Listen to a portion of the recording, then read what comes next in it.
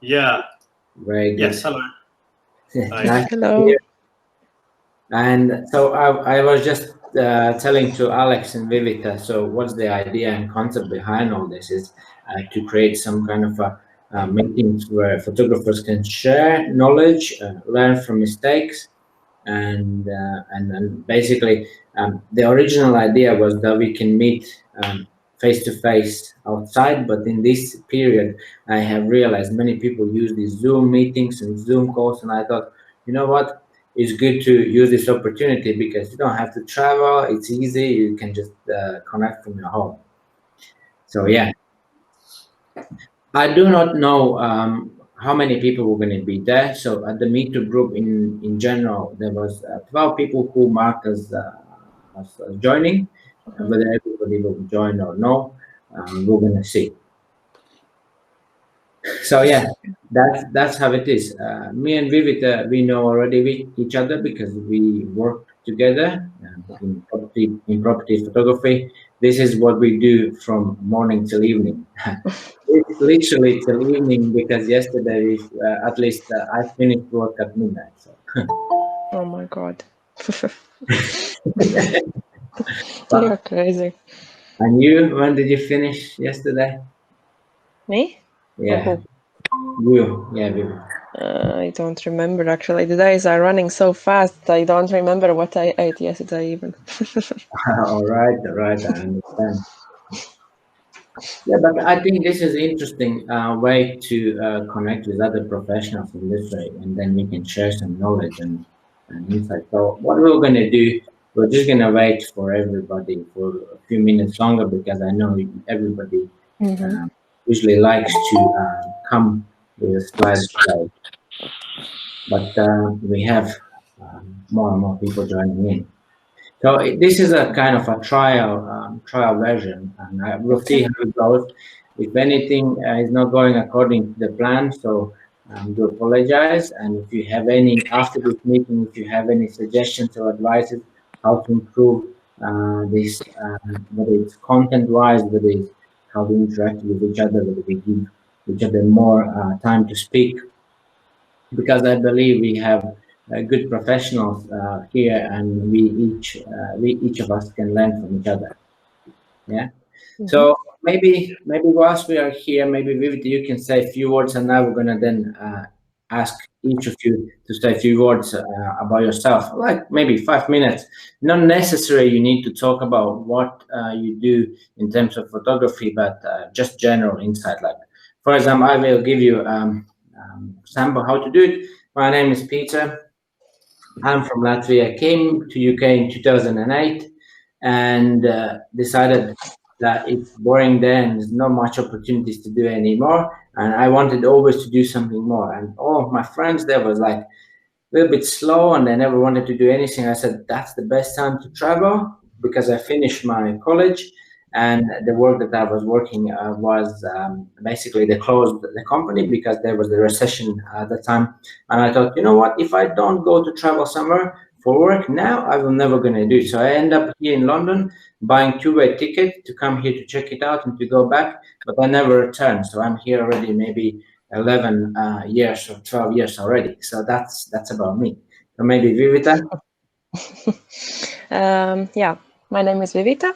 I came to London 5 years ago, almost 5 years ago. Well, what can I say? I love to travel. I love to do photography. I like to travel and make like nice photos of landscape and like those Instagram style photos. Very good. Yeah, I work in SpacePhoto with Peter. I do property photography like professionally, and in my free time, I'm taking photos of my friends. And then what else? What do you want to know? Actually, I can just ask me questions, maybe. I think that's it. So you shared some few words, and we're gonna give everybody a few minutes. So maybe Alex, you can say a few words about yourself. Sure. So my name's Alex. I've been living in London since 2012, and for the last year, I have been doing professionally pet photography. Mhm. And that's been my main That's aim of nice. photography.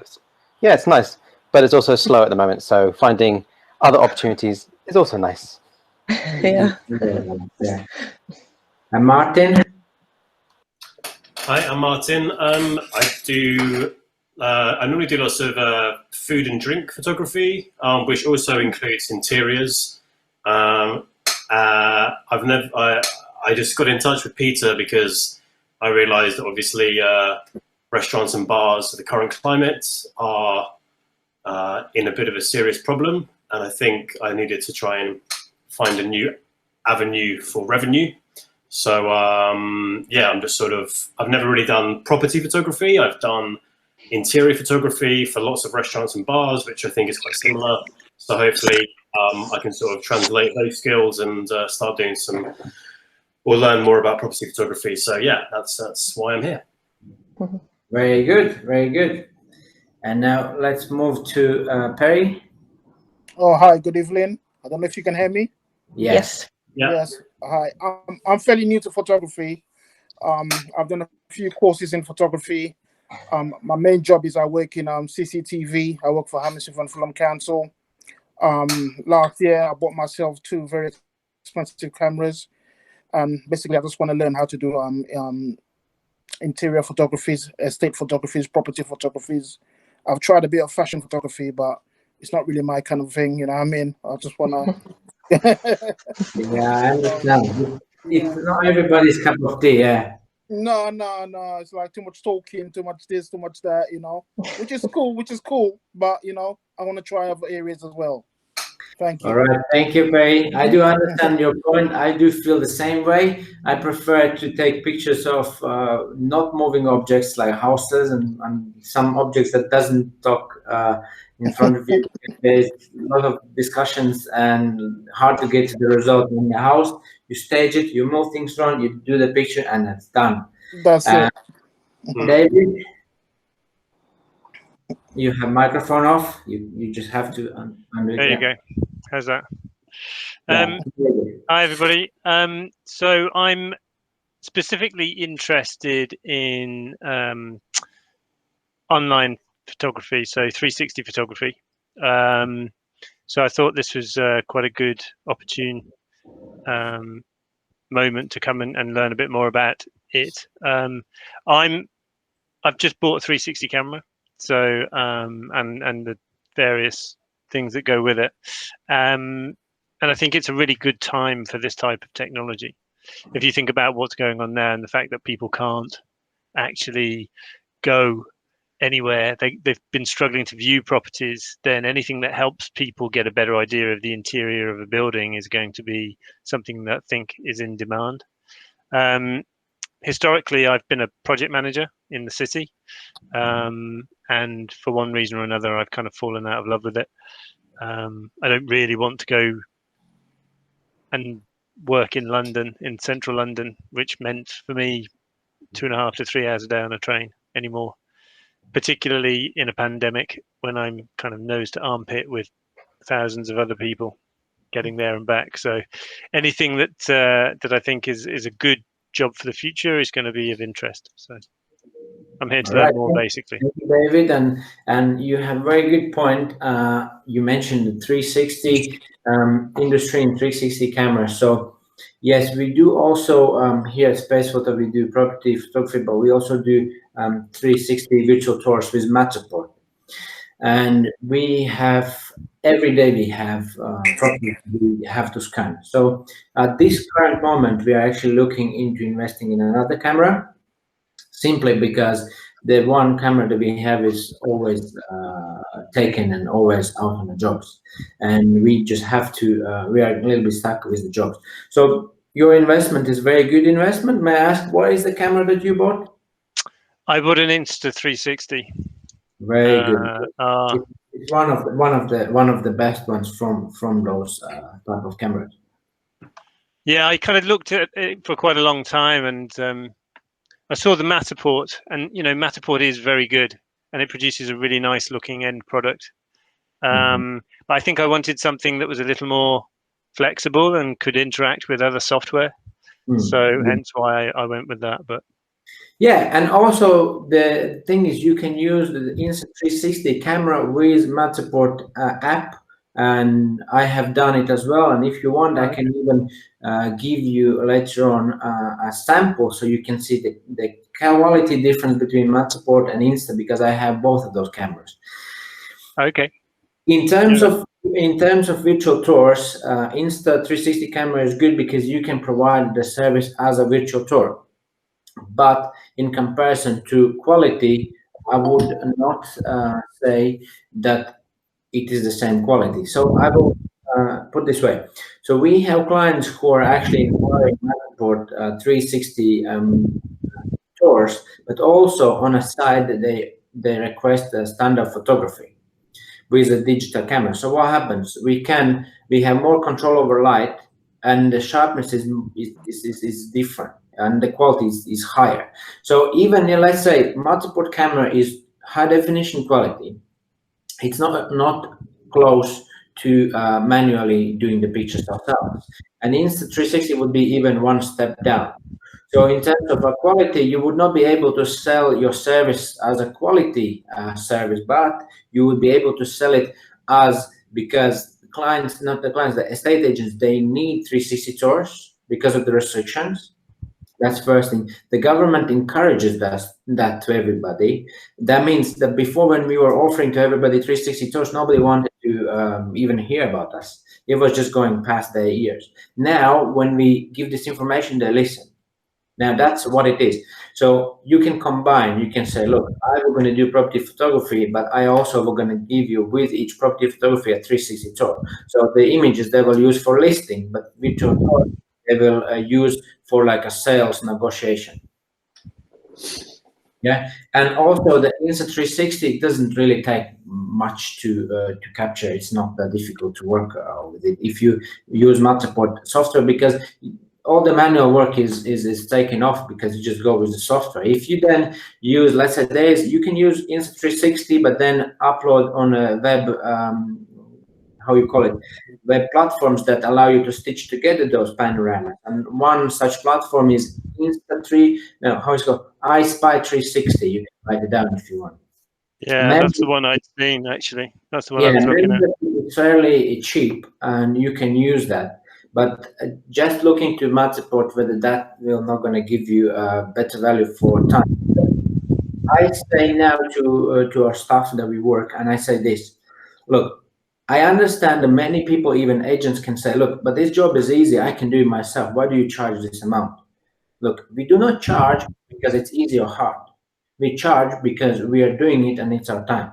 Now, question is, would you like to do it yourself? And they will say, no, of course, I don't want to do it. I don't have time for it. Yes, therefore, we can help you. Would you like us to help? Now, this is the price. Yeah, because there's no point of discussing whether it's easy or it's hard. Yeah, and if it's easy, why don't you do it? You understand? So always people do the easy stuff, and the hard stuff they don't want to do. And now this is what I'm saying. Sometimes we spend a lot of time, but we don't earn money for it. And then we have to think, maybe we pay a little bit more for the membership, Matterport. I don't know in your case, you do the research, because I just use Matterport because we use the cameras, and we cannot use Matterport cameras for anything else. If you're using different cameras, you can do that. So that's a small insight in 360 world. Yeah. Excellent. Thank you. No problem. I'm happy to share. So now we have, how do I pronounce it correctly? Lucky. Yeah, is that correct? Can you introduce yourself? Maybe like a few words about yourself, but you have to unmute because your microphone is muted. Or maybe it's just listening. That's fine as well. Not everybody has to join in. Free to listen. Also wanted to say, I will record this, because if there's somebody who didn't want it to, who couldn't come to the meeting, so if there's any essential information, I can just share with them. Anyone who's going to be on the Meetup group, and we're just going to say.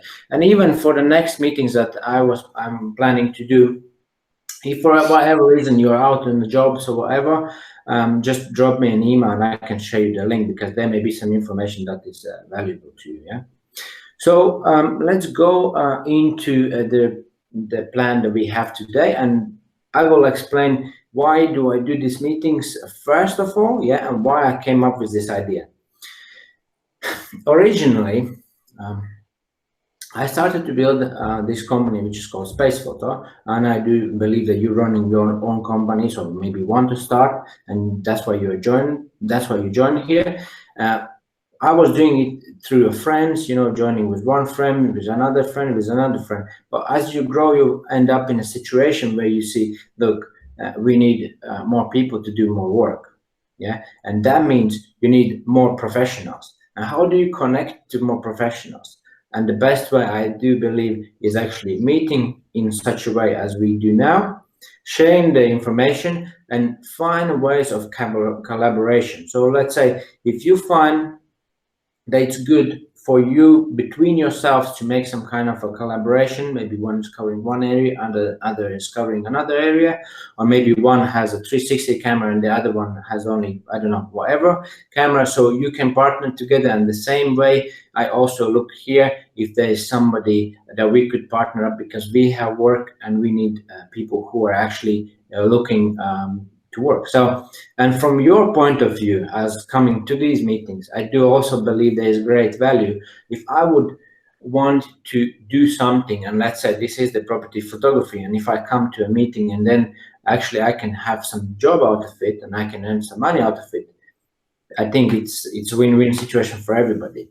Yeah, because for us as well, as we grow, the more we understand it's not about only the product and service, but it's also about the people, yeah, and who are going to be doing the job who are going to make a big difference. And there is people who really want to do it, and there's people who don't want to do it. And we, before the meeting started, we were just discussing with Vivi that all this coronavirus situation has really revealed who are those people who really want to do it and who are those who don't want to do it. Because at the moment, there's opportunity to receive benefits and stay at home.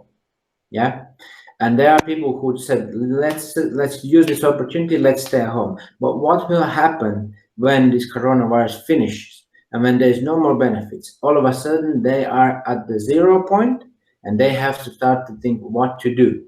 Now, I will give you an example what I did as a company owner.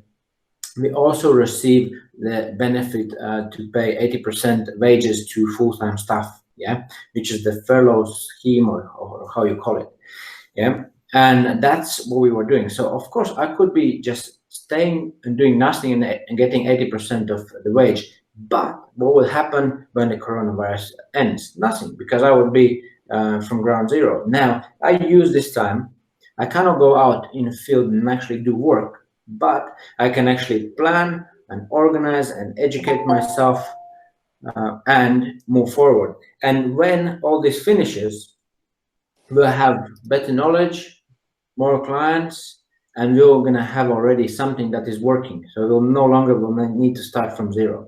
Yeah. So this is why I'm doing it. So it's good opportunity for everybody. And here, I will go into the topics. We have a few more people who are joining in. Oyush, is that correct how I pronounce your name? You have to unmute the microphone. Yes.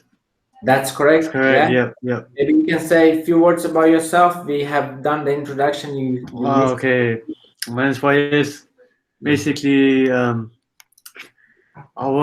do like survey, architecture survey, but I'm into like properties, photography. So that's kind of my interest. But yeah, that's so far.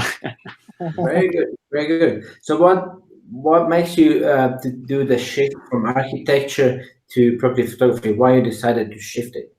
I got while I was studying architecture at university, I always had a passion for like photography, like the way buildings kind of look and stuff, and how to capture that moment and stuff like that. So it's kind of just the way you capture different type of spaces.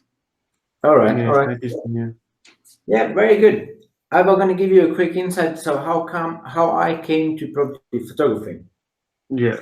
So I done events. So I used to organize events, and I did pictures for those events. So I was doing event photography eventually. But what happens? Events usually happens on weekends and at night. So I thought to myself, "Hello, Jocelyn, yeah." And so what happened? I decided, look, what can I do Monday to Friday? And I started to work in an estate agency. Like I had no background, I had no knowledge of how to do the estate agent's work. But I just thought to myself, look, I need to try myself out, because when I came here to London, I was working in a restaurant. Now, of course, it wasn't my kind of a life dream to be in a restaurant and sell noodles. Yeah, that's what I was doing, selling noodles.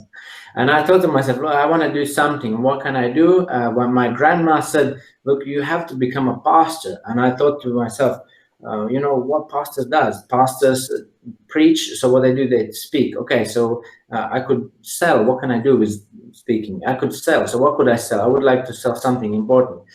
If I'm selling, so why not property? So I went to property photography, in a state agency and just worked for free. I said, look, I'm going to be volunteering and I will learn something from it. And you all know how it is in photography as well. You start to build up your portfolio, you do some work, you have that knowledge, and then once you have that knowledge, then you actually can do work for money. So what happened in my life, as my story, yeah, everybody has their own stories.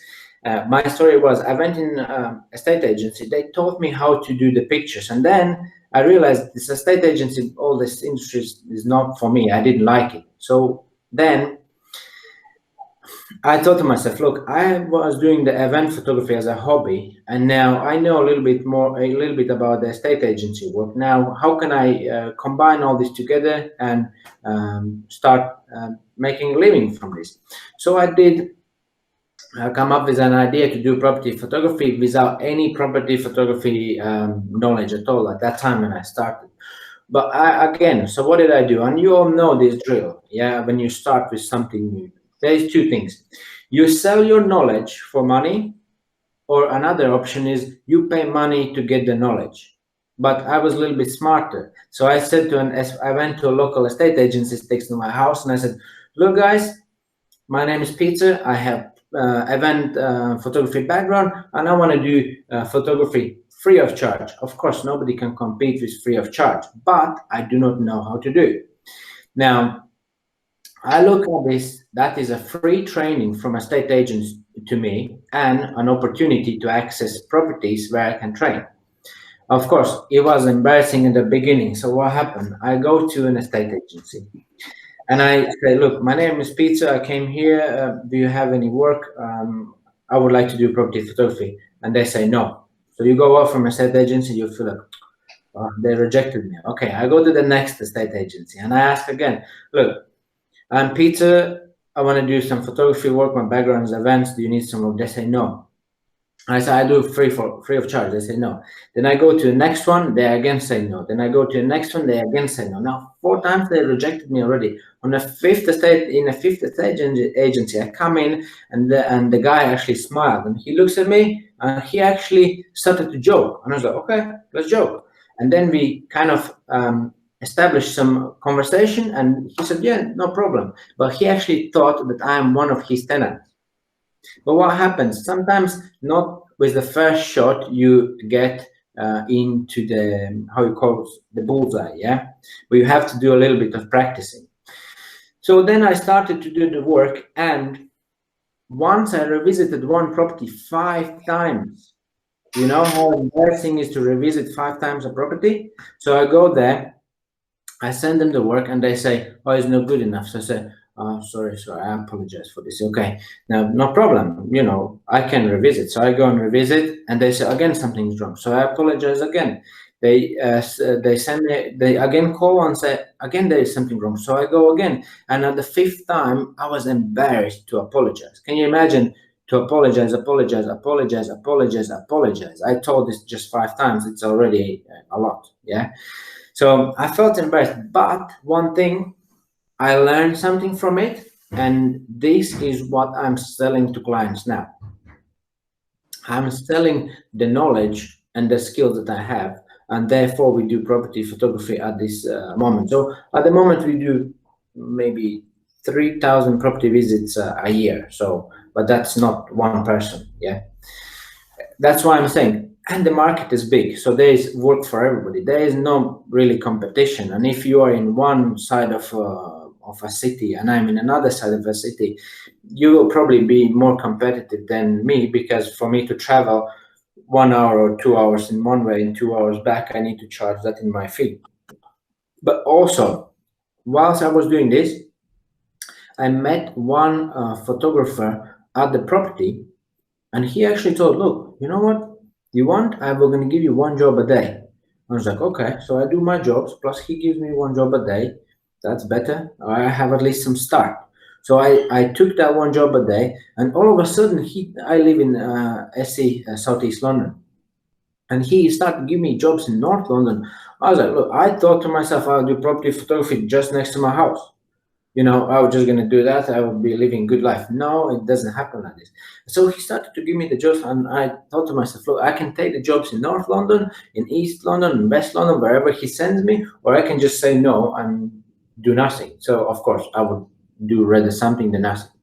So that's what it is. And then I just started to learn and learn and learn. And then at one point you understand, look, I have all the skills, I have all the knowledge, and then you can approach the agents with a different attitude, and you say, look, this is what we offer, you like it or you don't like it. Yeah. But we all have to know where we stand. And this is what I said, you know, everybody is familiar with doing free work, but there is a limit to it. There's no point of underselling ourselves, but also, look, there is a lot of courses and a lot of trainings. You know, everybody tries to sell courses and trainings. We also do workshop, yeah. If I do one-to-one when we were doing, but and that costs money because it takes my time.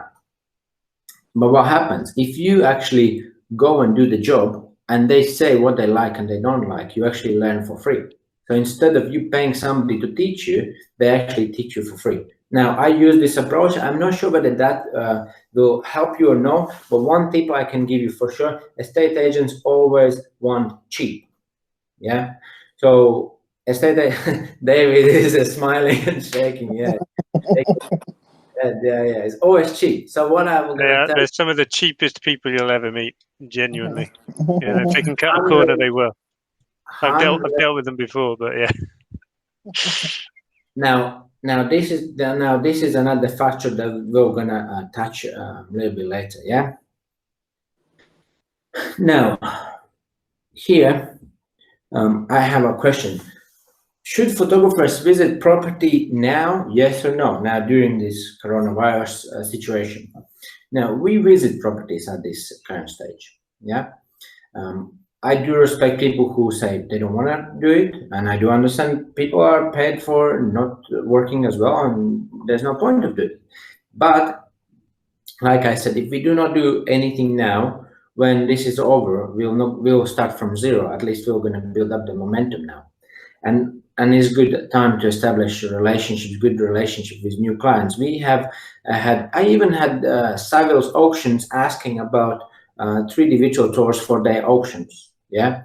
I don't know what happened with this. I tried to follow up, and for whatever reason it didn't went through. But I'm saying that in this lockdown period, even companies like Hunters and Savills contacted us, but before we were trying to chase them and they would never listen. Yeah, so it's an opportunity. Also, we have to take in consideration what is the government guidelines, and that's what we do. So how do we work at the moment? We visit empty properties. And if somebody is at the property, then they have to vacate the property, because the government in last update, which was last week, they said you can visit households and go to their garden. So you can go to properties, you can visit the properties, but they allow to meet outside, like in a garden or in a park. But if you go in a property, estate agents have to do viewings, and you can do that, but they advise to minimize the contact with people and the possible people to vacate the property.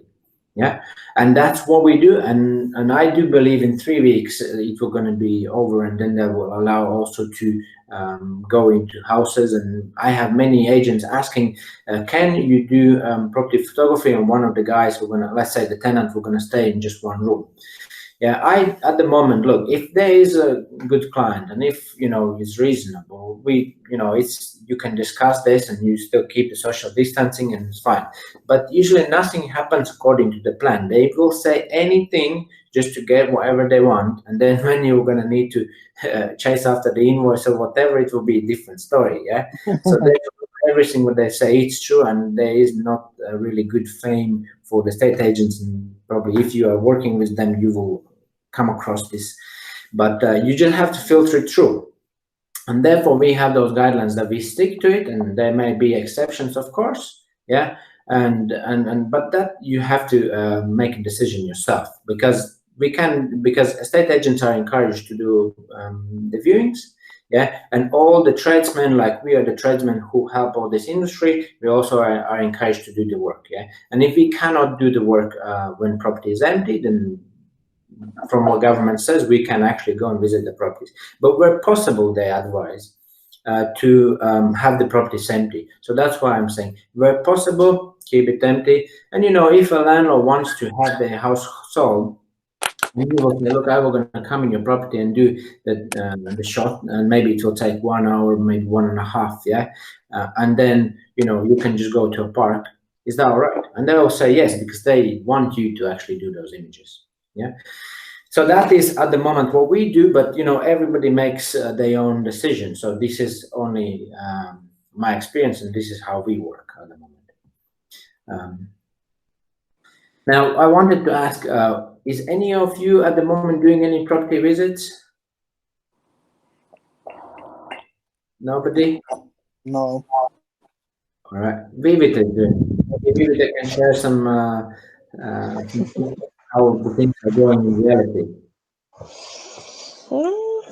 Yeah, well, as Peter said, that we are allowed to go only to the empty properties, but if anybody is inside, then they are leaving the property. For example, today I was in one flat and the couple was living there, and they just left the property so I can do the rooms, and I called them when I finished. So yeah, everything is like easy. People are understanding, and yeah, it's okay. Have you had any situations where they don't want to leave the property? Actually, no. People are really like easygoing. Yeah. Yeah, and we thank you, Vivid. So we actually have this that when we book in, I always send them the information in a confirmation, and also we advise, if that is the case, we can cancel the job. So if we cancel the job, there is a cancellation fee, because we actually arrived at the property, we spend the journey to travel, we were willing to do the job, but for this reason we cannot do it, you know, and that needs to be made clear at the beginning, because literally I will say like this: when it comes to working with estate agents, which is most of the property photography work, it's all about emails. They want to speak over the phone. You say yes, we can discuss whatever you want, but email. Yeah, because eventually they will say one thing, and after 2 days they will say a different thing. Now how will then you're gonna show what was the reality? So you have to have it in writing, and they will not like it, because what they do, they want to commission on a phone. Yes, can you do it? You cannot do it. Why you cannot do it? Why you make it difficult? Why you are so difficult, you know? And then they get frustrated, and I say, look, this is what it is, I can help you, but this is the way how I help. Yeah, of course. Now, how do you get to the point when you can say to people the terms on which you work? Only when you have enough amount of work. Yeah, and we have one large, let's say, client. They have 10 offices, and they provide a lot of work. Yeah, and it's across whole M25 in London. And today, one of the photographers go in office, and they say, "Oh, you know what? They have actually another photographer." Yeah, and when you come to large clients, and when the large clients, you know, they have 60 properties each month. Yeah, 60 properties. That is 60 jobs each month. You have just from one such client. But if one man is doing this, you have to be willing to work like crazy and travel like crazy. So maybe a one-man band taking 10 offices across whole UK, not UK, but all M25, you have to take in consideration the travel and rest of it. You're not going to be smart move unless you kill yourself. A local around your area, or at least few postcodes, you know, some kind of area around you, that is a smart move to do it. Yeah, but at the beginning myself, I decided, look, if I have worked somewhere else, I will already do it and say no and stay at home and do nothing. Yeah, because eventually that's how it is. And then when you have enough work, then you can decide, as I mentioned now, that look, these are the terms how we work, and if they don't make you happy, and if you're not satisfied with this, then sorry. Yeah, but you have to understand, you'll never make everybody 100% happy. Yeah. And also to touch bases on the same topic, yeah, what happens is with those estate agents, which are the majority, they are, I would say, 80% of our work comes from estate agents. Yeah, private clients, you have private clients, developers, Airbnb hosts, and so on. We're going to be like 20%. And what happens is, because you have one estate agency gives you 10 jobs, let's say a month, and 10 jobs in a year, it's 120 jobs, and that is one client. Yeah. Now, what is easier, to find one client with 120 jobs, or to find 120 private landlords? Now, how much you'll spend on marketing, how much you'll spend on typing, blogging, doing whatever you do, is so much time. Yeah, and nobody's paying for it, and it's a risk. You can spend the time, you don't get anything. So we do work with estate agents, and they always will try to beat you down by the price wise. But now, like I mentioned, there is this photographer who came in to one of the offices that we actually work with, and you know, I thought to myself, actually, to them, that's fine, because of the amount of work that they provide, we have to give them very, very low price actually to work with them. But if somebody else is willing to do it for less, that's fine, but it's not sustainable. Yeah. And like I mentioned at the beginning, when I was doing property photography, I was doing it for free. You cannot compete with people working for free. Yeah, and there's no point of competing in this game. Yeah, but those people are not doing it just because they want to do it for free, but they do it because they want to do it. And now that is a question. When I say I want to play tennis, yeah, and somebody said, look, there is an opportunity for you to play tennis at this court, free of charge. Would I go and play? Of course I was going to do it, because I want to play tennis. So it's not about money. Now, if somebody will pay me for playing tennis, it doesn't matter how much they pay. Yes, I just want to do it. But when it comes down to a point when you have to pay your bills and have to pay your rent, you no longer can just be working as a hobby.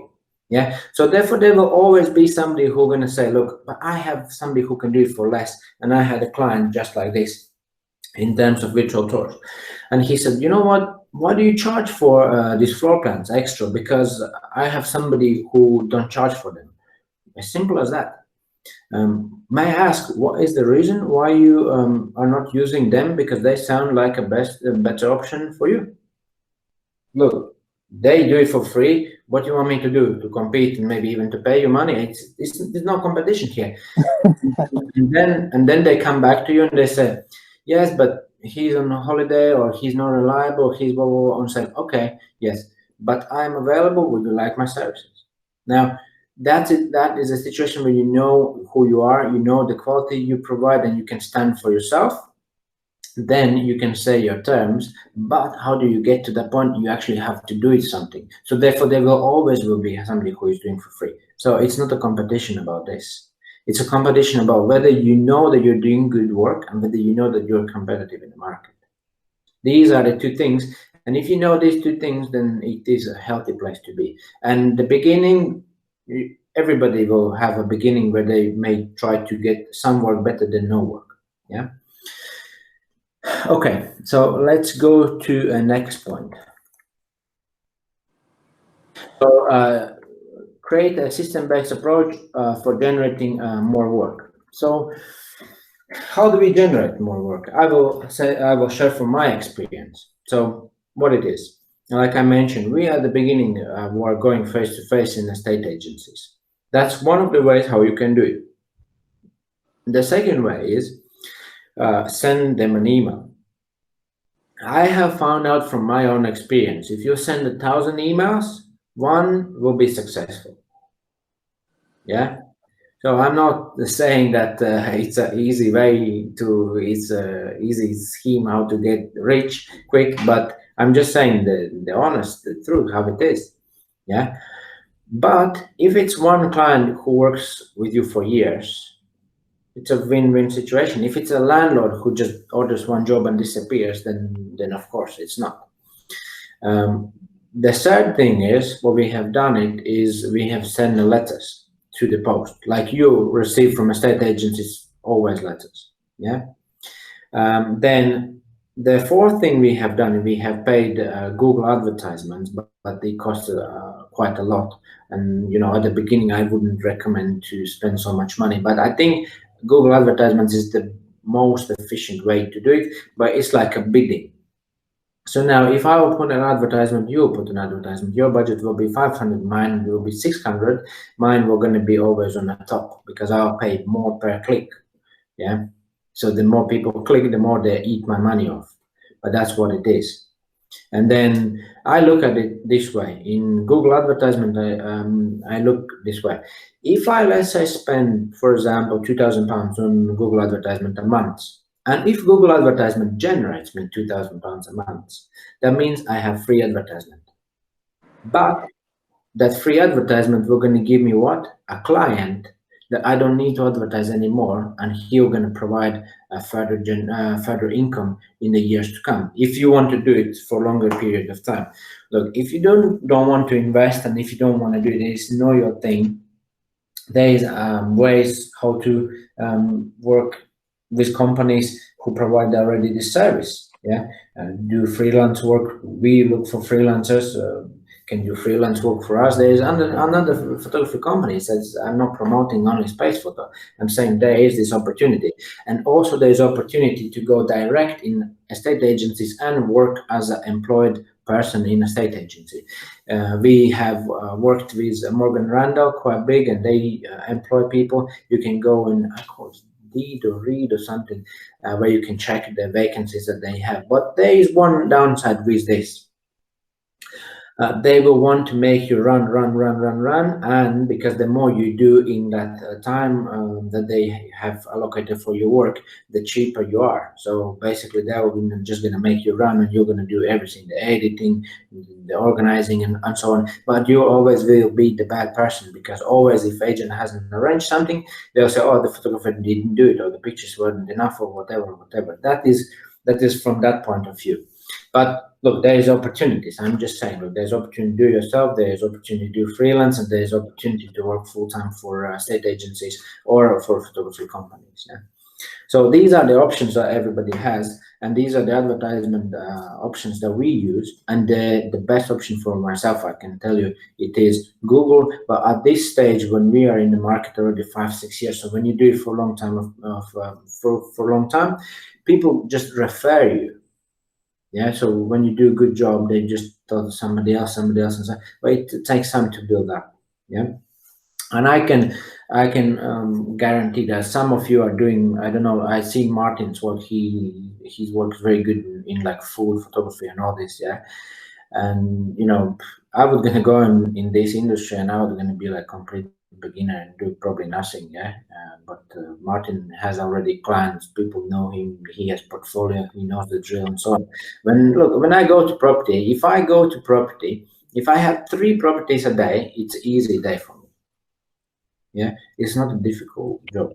3 properties a day. Vivid, can you share some experience maybe? How do you think 3 properties a day, is it a lot for you, or how is it? It depends. Everybody is different. It's not, if you say it's a lot, it's fine. You can be honest. Well, if it's like only photography, then it's super easy. But as I have to draw sometimes floor plans, and there are difficult floor plans, then I get tired. But just to do pictures, it's super easy. Nice job. Yeah. Yeah. So how long roughly does it take you to do one property? Let's say photos only. Photos only, maybe depends how many pictures I have to do. If it's 8, we used to do 8 standard pictures. Then it was 20 minutes if the property is ready. But if you have to move some things, because sometimes properties are messy and you want to make them presentable, then it takes time, maybe 40 minutes. Yeah. But if I have to do, maybe now we are making 15 pictures, 15 angles. Yeah. So then it takes maybe half an hour, 40 minutes. Yeah.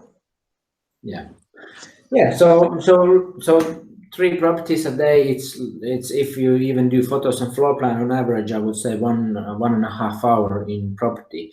So that is, let's say, 4.5 hours actually doing the job, and the rest of it is just going to collect the keys, traveling to work, and coming home, maybe uploading and all the rest of the things.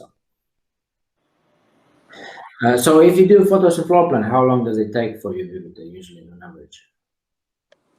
Average 1 hour, if everything's easy. We have this one agency where it's very unique flats, round shapes, and I don't know, very difficult rooms. Then sometimes actually I'm drawing 2 hours, 1 floor plan for 3-bedroom flat, because it's difficult. But like standard 4-bedroom, 3-bedroom house and pictures, 1 hour, easy.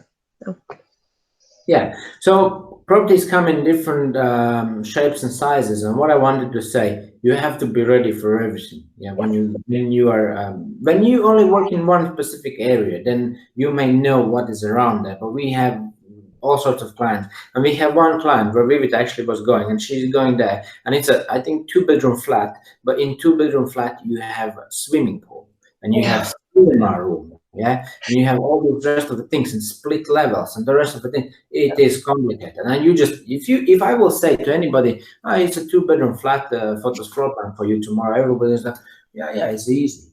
But when you go down, you're like, where do I start? It's true. Yeah, but not all jobs are like this. Okay, and now let's go to the next point. Yeah.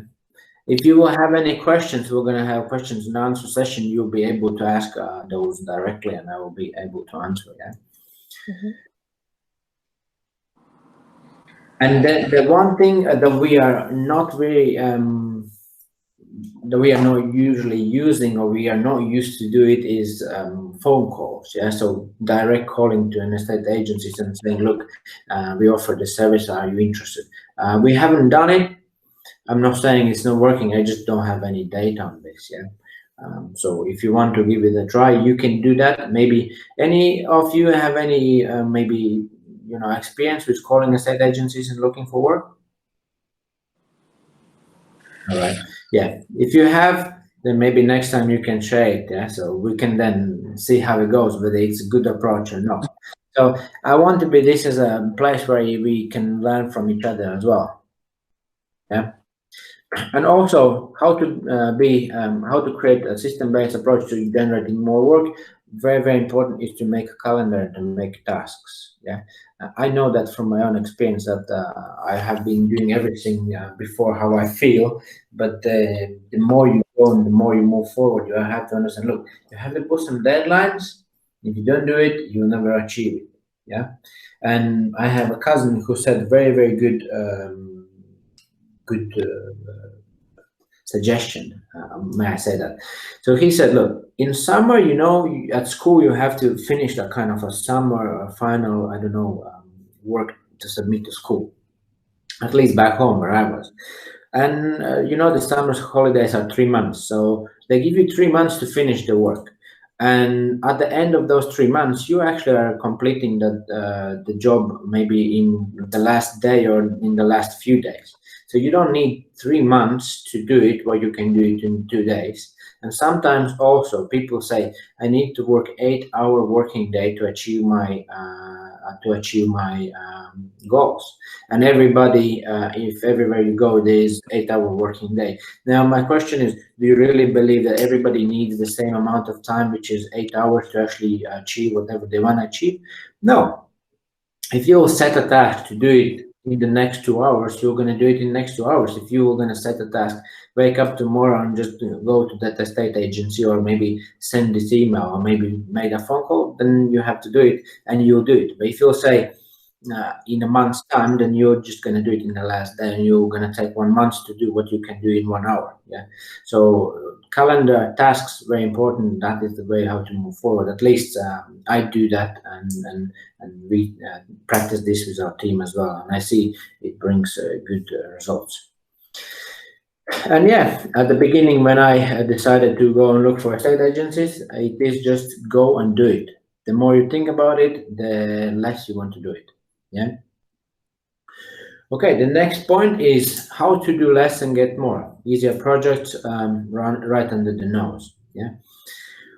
So what it is, first of all, I have realized it's very, very important to understand what is that you do and what is that you have promised to the client. Because most of the cases when we are unsure about what we do, or we are a little bit insecure about what we do, we overdo it. Yeah, but there is two sides of it. One side, we may have too much courage, and we may just provide bad quality and bad work because we just think about ourselves too highly. That would be one side where we don't want to go. And the other side is we don't want to be actually there where we overdo it and we are just continuing providing more than actually the client needs. Now, the situation, you provide, let's say, to a client 20 images, they will upload maybe 10 images online. Yeah. Now, client don't need, the landlord don't need this, and you only need it because you're not sure. Now, it's good to find out, and that comes with experience. It's always good to have choice. Now, we always now do the properties 15 images because we find ourselves in a position where we were doing a limited amount of images, let's say 8 per property. Yeah. Because the more images you take, the more time you spend. And if agents want to reduce the price per job, the only way is you have to reduce the amount you spend at the property. Yeah, that's right. There's no point of doing a lot and just lowering your price. Now, there was this one large client that we were working at the moment, and I know the previous photography company were offering them 6 images per property. Now, 6 images per property will not going to cover the whole place. There will always going to be complaints that clients come back to you and say, look, where is this room, where is this, where is this, where is this, and you'll spend up more time writing emails than actually doing your work. So now I have realized, look, let's just find out what is the golden middle, yeah, for us. And 15 is the images, how much we take at each property. Now we deliver 10 images to clients, and 5 we have a backup at all times. Let's say if a client decides to complain that they need some more extra shots, so we have them. Yeah, so once you're at the property, it's not that difficult to actually press more on the camera and just make those shots. The biggest expense is to get to the property and actually to go home from it, and also all the editing and the rest of it, it is what takes a time. Yeah, so therefore there is no point of delivering 20 edited or 15 edited images. Decide for us, we have found out is 10. We deliver 10 edited images. If they want, we have this extra, but we don't tell to the clients that we have those extra, because then they will always ask extra, and you'll end up just doing whatever they want. And they are like small kids sometimes. They go like, I want it, give me, I want it. And you have to, no, not now, you have to wait a little bit. You know, like parents do with the kids, yeah? And the funny thing is they get upset a little bit, they calm down, and next day they order again. We have, look, one client we have just yesterday, he said he's not going to book with us anymore. And you know why? Because he didn't pay the invoice on time. So he has delayed his invoice by 1.5 months. Yeah. And now I have an opportunity to not work with him or say, look, with each job you do prepayment, and now I take your job. Look, if you pay me, it's no problem for me to do the job, but I cannot continue building some kind of a credit until, you know, you get me into a situation where I have no money, where I still have to pay my staff. The largest client that didn't pay is £4,500. Yeah. Our mistake is because we allowed them to go in such debt. Yeah. So yes, there should be some kind of a rule how much you allow them to pay, because I will say this way: clients who order regularly, they're not going to want to make a payment with each job. And this client in particular, he actually didn't make the payments, and now he's upset that we asked him this prepayment each time, and then he said he's not going to work with us. And what happens after 2 days? He books with us again. Yeah, they just sometimes they just need to be emotional. It's fine. They just say whatever they have to say. You just say, okay, thank you very much, okay. And you know, if I have done a great job, I have nothing to worry about it. They will come back to us, and if they were not going to come back to us, maybe they were going to find somebody better, maybe somebody cheaper. But I'm not going the route to the bottom. Yeah. So that is the way how we do it, and also how to get less. How to do less and get more.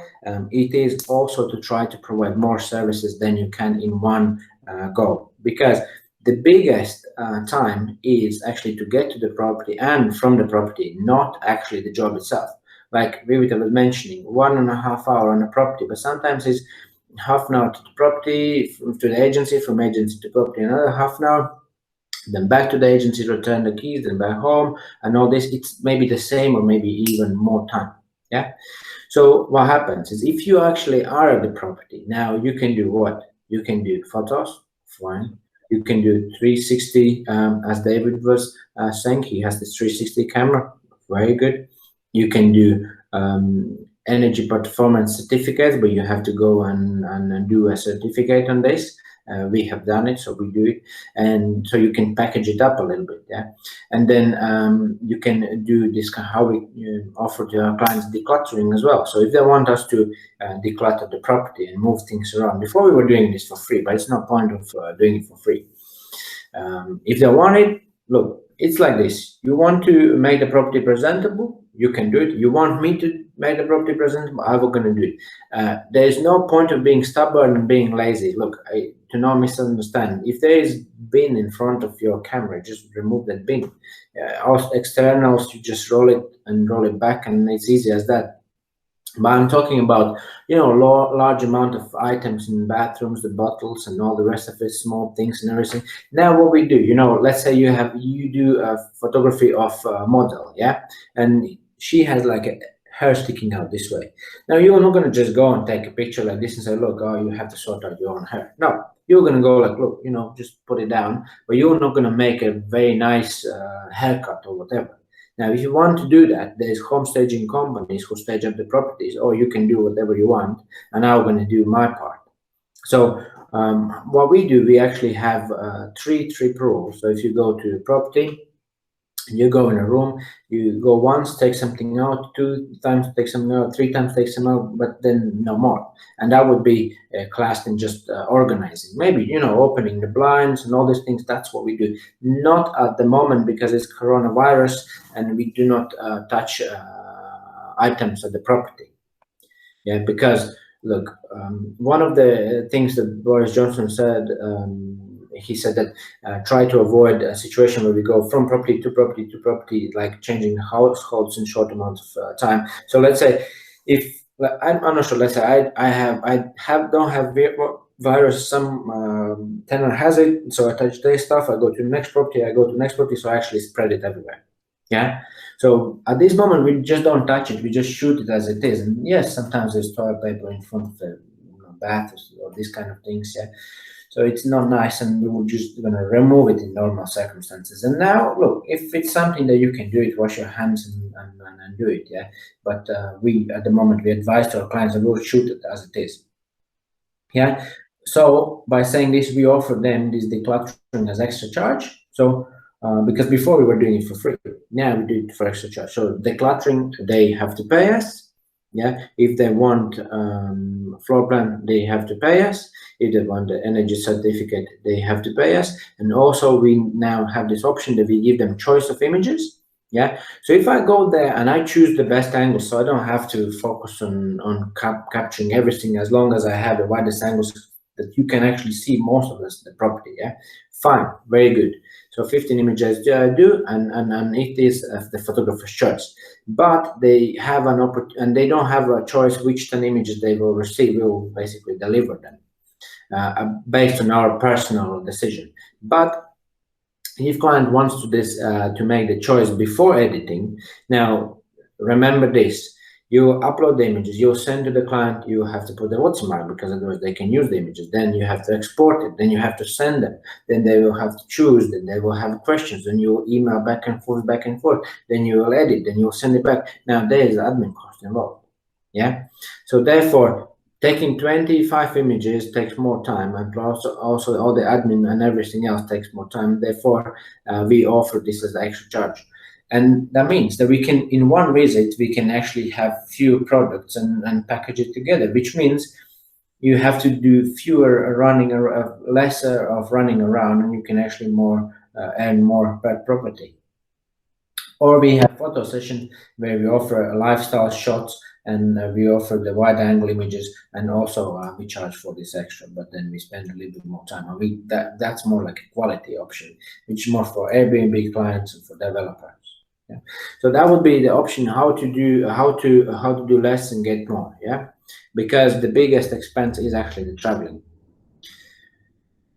and also because of our insecurities, sometimes we overdo it, and because of that, we just spend time. So we have to a little bit find out what it is, what we want to do it, and what the client wants. And I have a very, very good example. So I was speaking to my girlfriend, and I was asking about difficult people at work, and she said, so I asked her, have you had difficult people at work, and have you handled the situation? And she said, I used to work in a restaurant. There was one lady who was like shouting at everybody. I said, so how do you deal with it? She said, yeah, before I was a little bit affected by all this, but then after 3 weeks I learned what to do and how to do it, and then it didn't affect me anymore.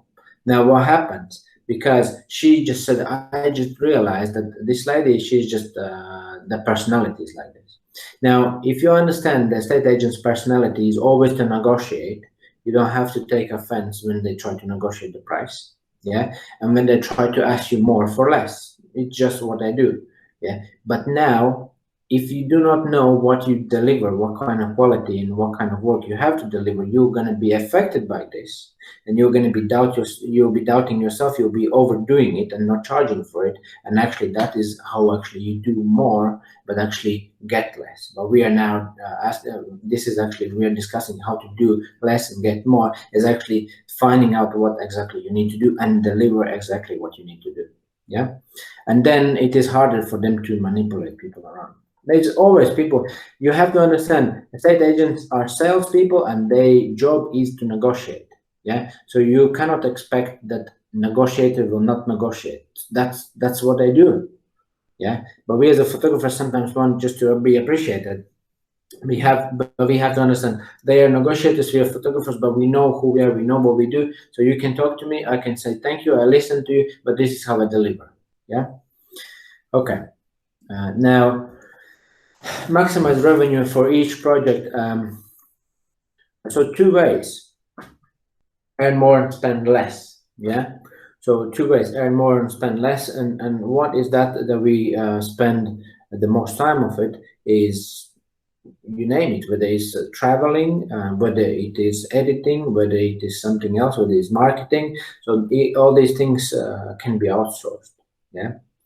And you have to look into this, and especially at the beginning, if you don't have the amount of work, of course you can do everything yourself, because there's no point to pay to somebody else if you have a lot of free time.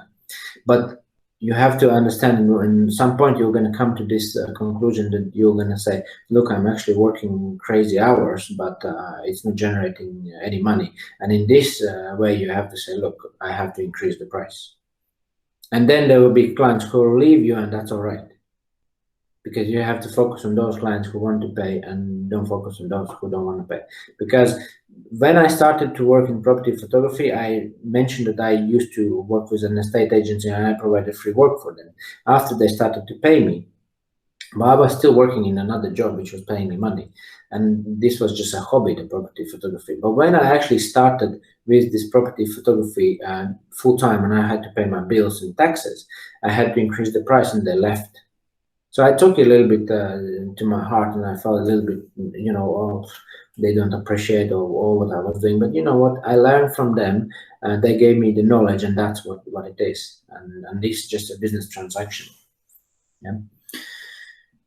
And monetizing opportunities. So this is this situation where we actually provide work, and we provide work free of charge at the beginning. Or maybe when we started, we were providing to estate agencies free samples.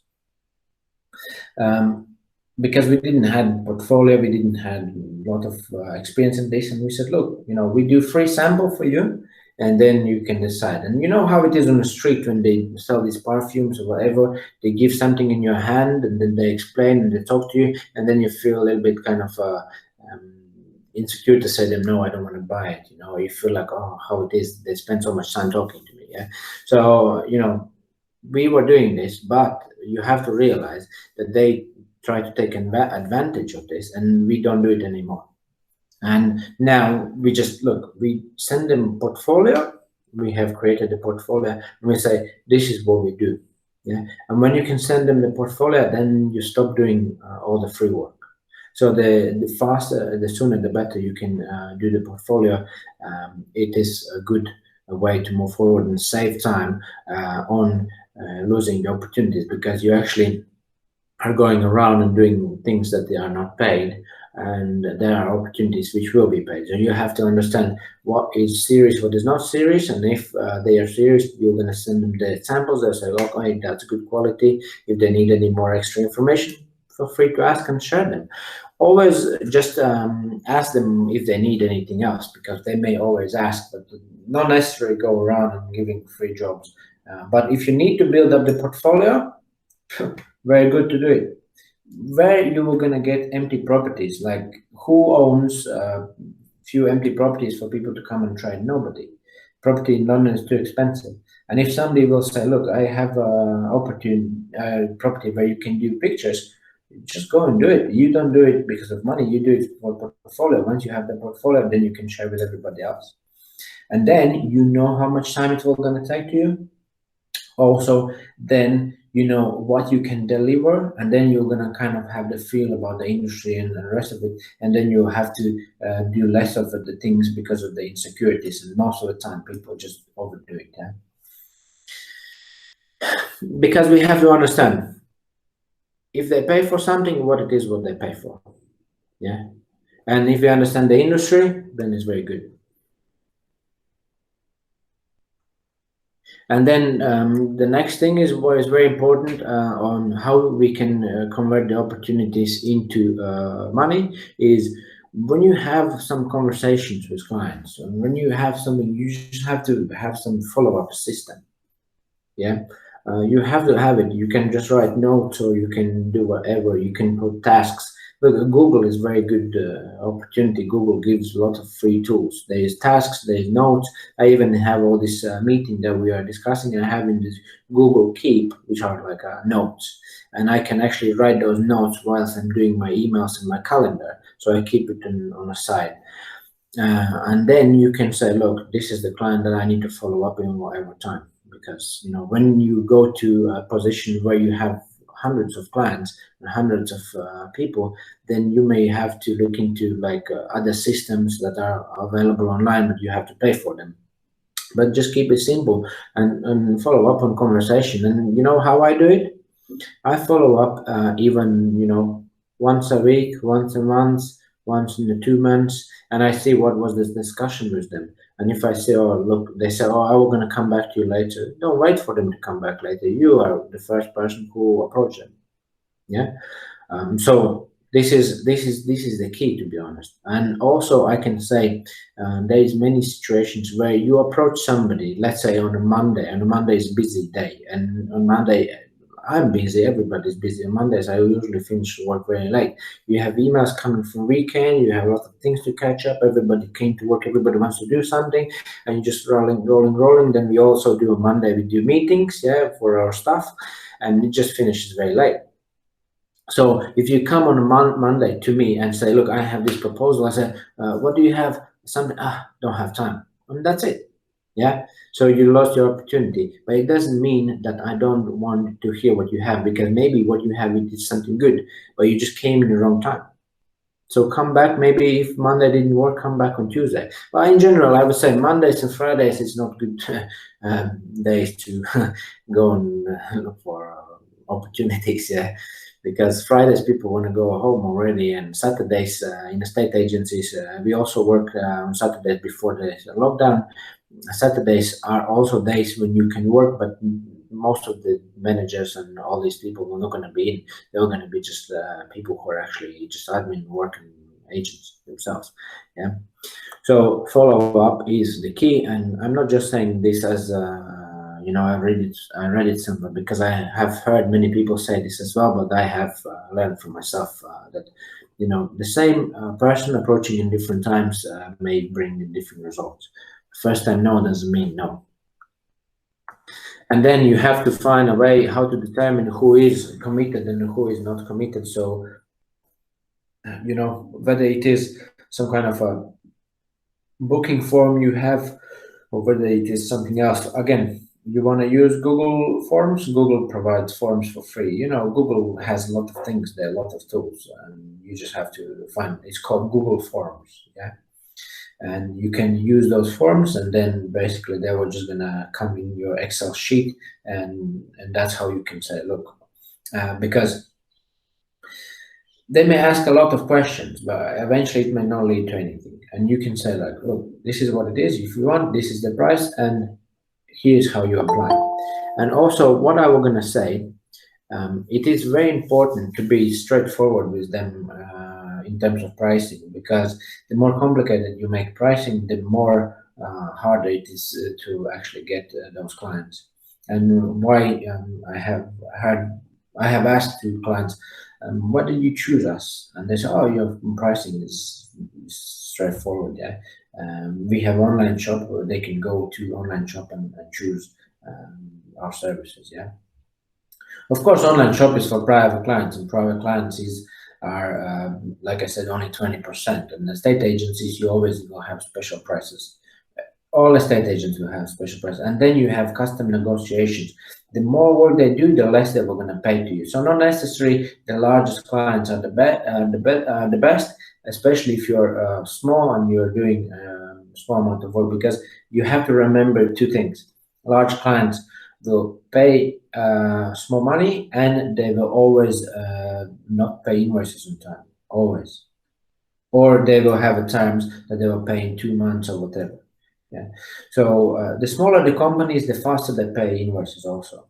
Yeah. And that's why private clients are a good opportunity. But private clients, again, how do you get that amount of private clients? Like I said, one estate agency can give you 120 jobs. Private clients, you have to find 120 private clients. Yeah. And I do another thing. I do attend property meetings. There's many property meetings around London. I attend those, and people know me from those property meetings. Yeah, people ask at property meetings, "Is this something good for you?" And are you making a lot of deals? Yeah. To be honest, I will let you know what is the truth. You do not make a lot of deals going to property meetings, but you are present. Now, I like this example, which I'm saying, look. If I will ask to any of you, do you know who is Britney Spears and what she's about? And everybody will say, yes, I know. But now a question is, how do you know about her if you haven't done the research of she's life? Now, probably somebody told you about it. Now, that is the same. You go to those property meetings, not necessarily they want to hear about you, but you just let them know, like, this is who I am, this is what I do. And eventually, when they will need, they will say, oh, you know what, this guy, Perry is actually there, Alex is the guy who's doing the pictures. They may not even remember your name. There's that photographer guy, you know, what's his name, you know, and that's how it is. And then eventually, that is the best marketing, when people even don't look for you, but they know about you. Yeah, and where is your clients? So who are your clients? In property photography, the clients are the people in property industry. Yeah. So this is what I wanted to ask on the topics, and then wanted to ask, maybe we can just go in a circle, and I was just going to call out by names. Maybe we can just share our own experience, maybe working with clients, and maybe some tips and tricks. What would you advise to others? Maybe Alex, you can share something. Sure. I'm trying to think of anything because it's been so long now since I last had a client.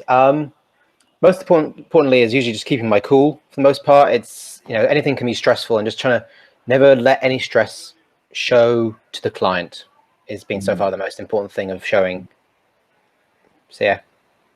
Very good. Thank you. Thank you. Anything else comes in your mind?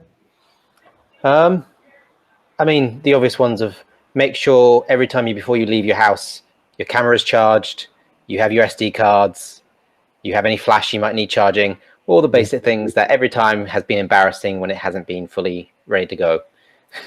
Alex, this is very good, and good that you shared this. I forget as well to mention, I have had situation where I'm in a property and I thought it's fully charged battery. That was a Chinese battery, you know, that's Chinese, doesn't last long, and they show it's full and then it's like it's empty. Yeah, and I just had one, I didn't have the spare one, and I'm almost finished all the property, and the last room left. And I have to go 1 hour to get the battery and 1 hour to come back. It's better to charge everything. And the tip, how I do it, when I charge, I have camera here. So what I do when I charge, I always open this up. When I charge, I leave it open. Because if I close it, I may just grab the camera, put it in my bag. But if I leave it open, then I will say, oh, look, there's something right. I have to put in the battery, because these things happen, you know. And if it's my laser measurement or whatever, or my flash, I always keep the lid open.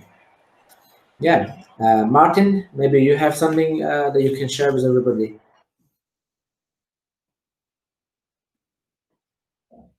We don't hear you. But if you just move down, you're not on the computer. I'm not sure how to unmute it. But I know on a computer, if you move the mouse, then it appears on the bottom.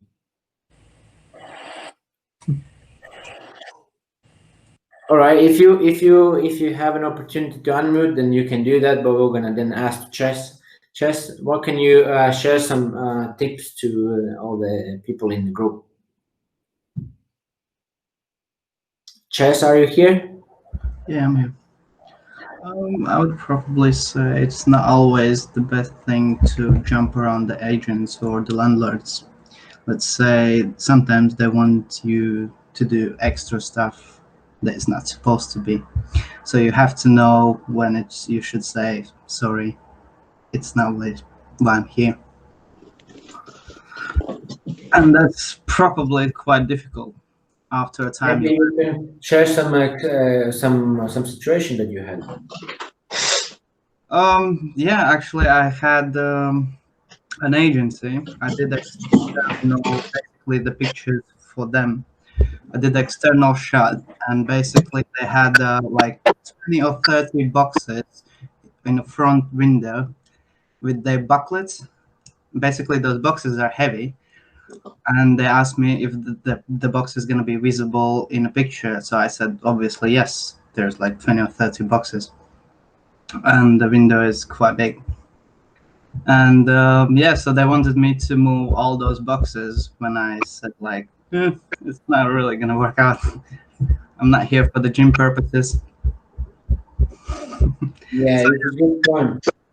There is a line, you know, what you can do it, what you cannot do it. And I remember Ches was telling this example. There was like 30 boxes of brochures, and you know, paper is stacked up and it's heavy.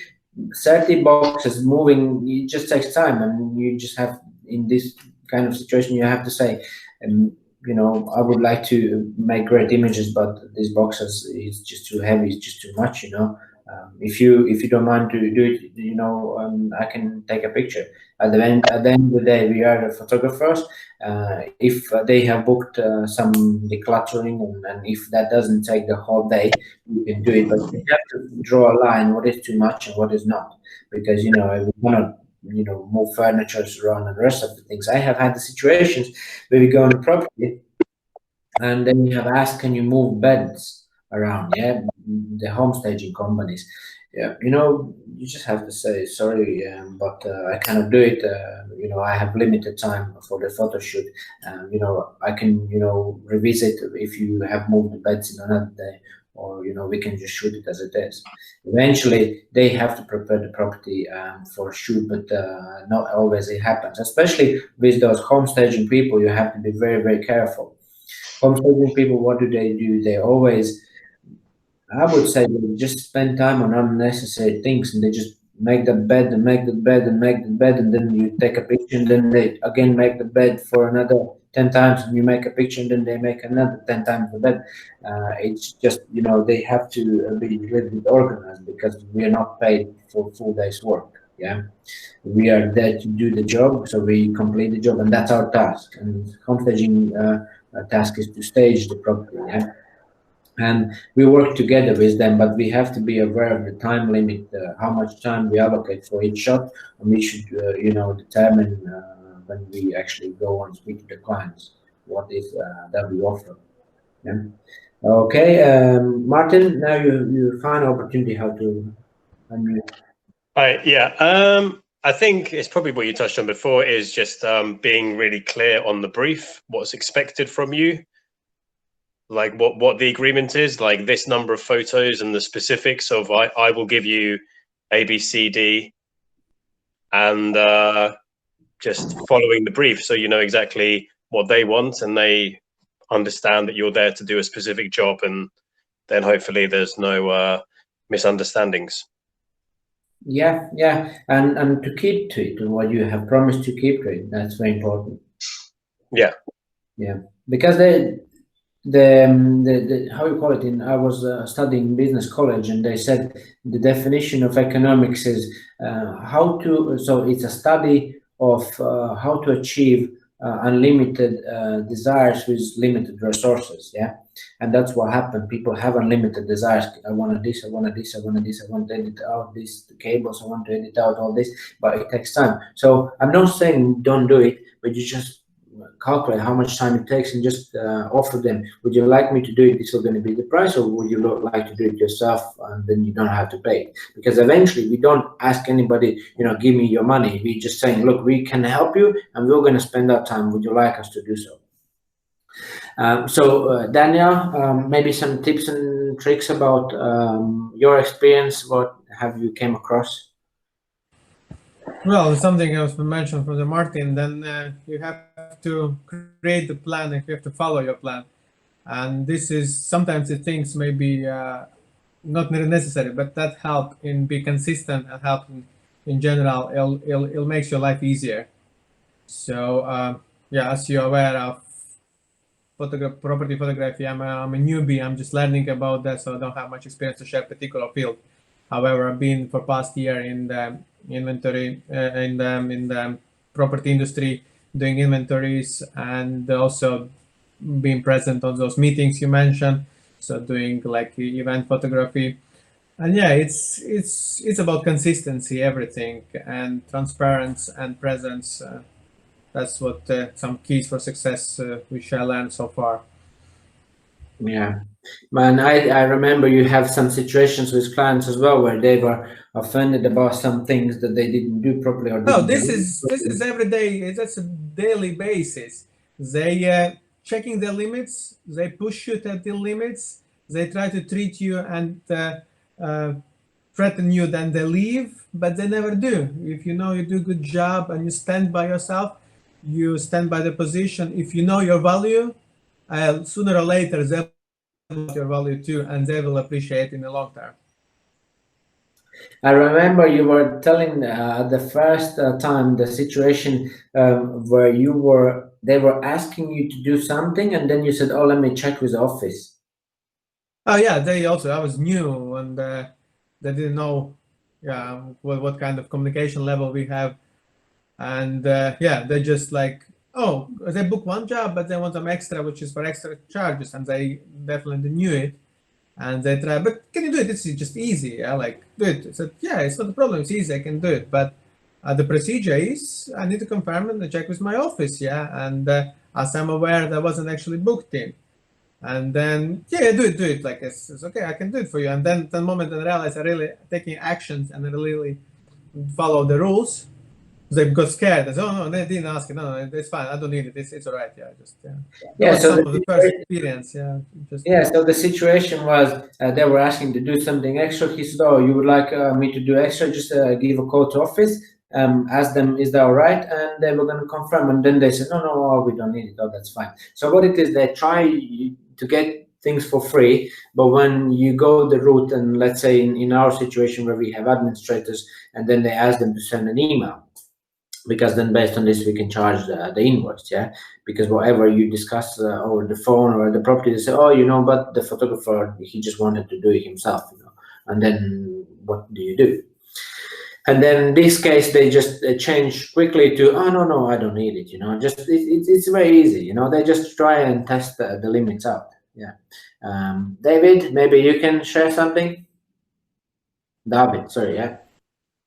Yeah, hi. Yeah, I'd love to be able to. I'm not actually active at the moment, so I'm still in the kind of learning about the market. But obviously, my background's in project management, so what I tend to find is preparation for everything is key, right? So the more time you spend preparing, and you look at the detail, and you understand what the requirement is, and everybody agrees that's what the requirement is, to Martin's point, then you are at least talking the same language with the client. Yeah, and there's two things. The other thing is when you prepare, and you over prepare and actually don't do it. Sometimes preparation is actually doing. Sometimes actually doing it is preparation for the future and going through the situation that it is and learning from it. Sometimes. No, I'm definitely at the point where I want to get out there and start doing stuff. So. Yeah, so yeah, that's just an encouragement to actually, it's better to do it even if you don't know all the aspects of it. I have done it, everything's fine and I'm still alive, yeah, so nothing will happen. But once you are doing it already, now the next question is how to do it smarter, to not just overdo it, because then they were just gonna ask. And you know what is the situation? Once you allowed them something to do it, the next time it will gonna be, yeah, but you've done it before, why you cannot do it now? It's not a favor. We have to understand it's work actually. Yeah, and this has been a stumbling block for ourselves as well, when we do something as a favor and then we do not communicate it clearly. But if you do it a favor, you have to say, look, this is a once off, just as a good gesture. Maybe it can be as a tester, or because we start the partnership, whatever is the reason. You always want to help people, but most of the times I have found myself, especially in this industry, the helping has actually done more damage, and I don't understand why it's like this, but maybe because of the way how they look at those things, because they just try to catch you by something. Yeah, and I'm a person with good heart, I just want to do it more. And I give you one example. So I had a client and he said, look, I have urgent booking, I have 3 properties I need to book in. And I said, okay, fine, we can do it, but this is the booking form that you have to fill in. And he said, no, I don't have time for it. But I said, look, because he wanted to do it for next day morning, yeah, and that's like 5 o'clock in the evening. At 6 we finish work already, taking booking. So he has literally 1 hour to book it in, or no, because I will not going to be able to at 9 o'clock in the morning to arrange booking and already have somebody at the property. So we have to do it in this 1 hour. So I said, can you quickly do that? And I said, quickly. So what happened is, He now says, oh, don't rush me, or you're rushing me, or you're making things complicated. You asked me to fill in the booking forms and so on. But if I don't ask him to fill in the booking form, then what it is, he will not going to provide the full postcode. He'll just going to give me partial address, most of the cases. Then I need to send another email, can you please send me a postcode? Then he'll going to forget to put the time or the date, or maybe the access, or maybe something else. All this information is very essential. You need to know where you collect the keys.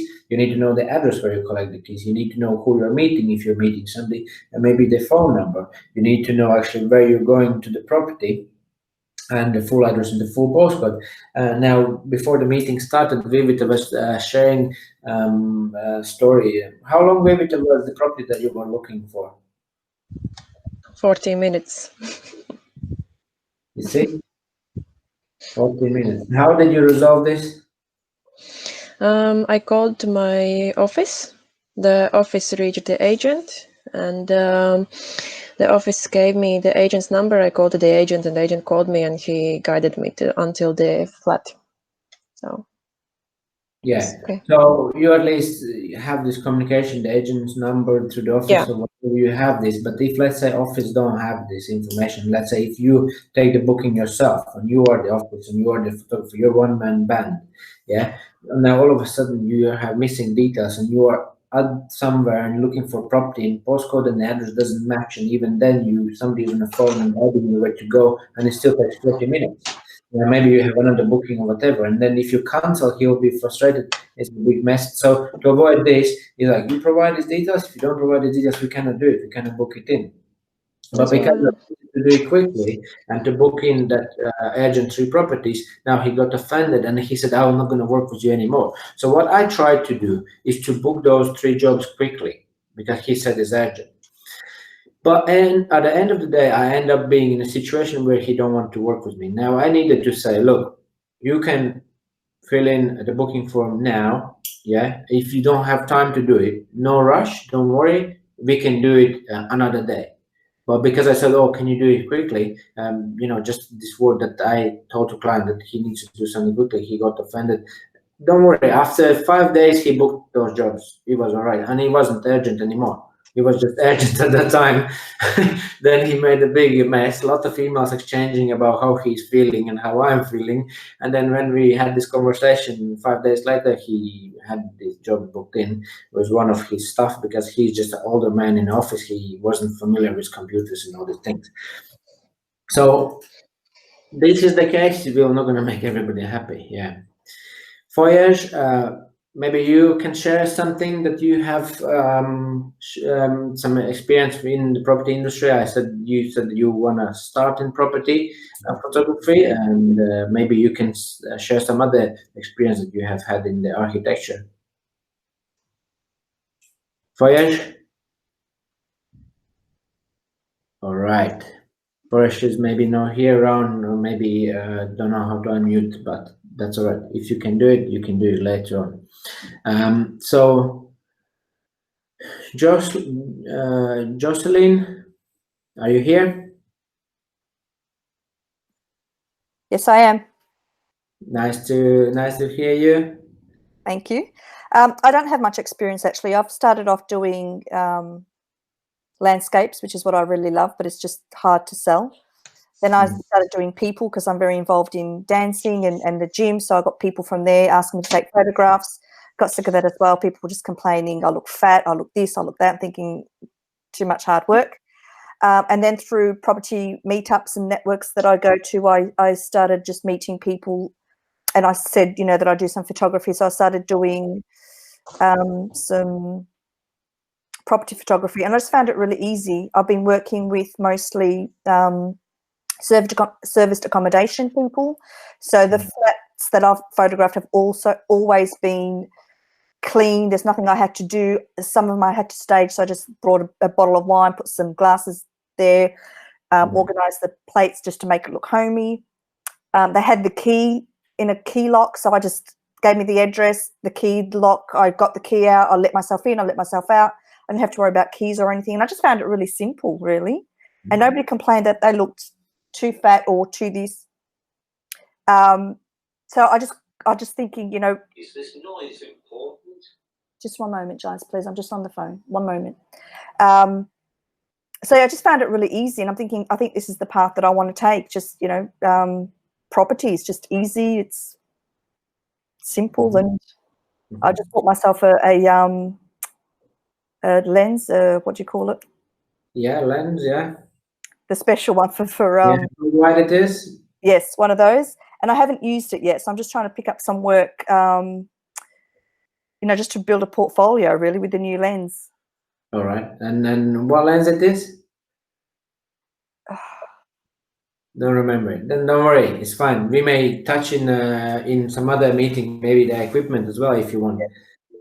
But I like that you shared also. So your experience, because I just now realized I may have been a little bit too negative about all the estate agencies are, but it's not all negative. Like you mentioned, there's a lot of positives. We get to travel around London. I don't like to be stuck in one place. I prefer to be out and about and meeting different people. You meet landlords, they're happy. Most of the times they offer teas and coffees. So, you know, one of our photographers even had a meal in one of the houses. The ladies were like, oh, you know, you must be hungry. Just come and eat with us. So she had the meal with them. And, you know, you have all sorts of people, you know, and there's funny days, there's sad days when it's raining and you're out and you're just making those externals and rain is on your head. It's just part of a life, you know. But like you mentioned, you know, you go in properties like you would never see in your life. You know, you see expensive properties. Now, I have had an inquiry also recently about one very large property, which is 6-bedroom, on 6 floors house. Just one house, 6 floors. Yeah. So we'll see whether these quotes are going to go through, but I'm just saying that is something interesting. Yeah. That you get to see all these kind of things. And like you mentioned, there's stage properties. You go in there, it's nice. You just go there and make it of pictures and you're happy. And yeah, there is good properties, there's bad properties. You may follow Vivita on his Instagram. She was sharing some very good, interesting tips about her property visits, because she said, oh, you know, I'm just posting the nice properties I am. And she said, do you want to see those really bad properties? And she just shared all those bad properties. And I like that image, Vivita, where you said, and they actually asked me to remove my shoes.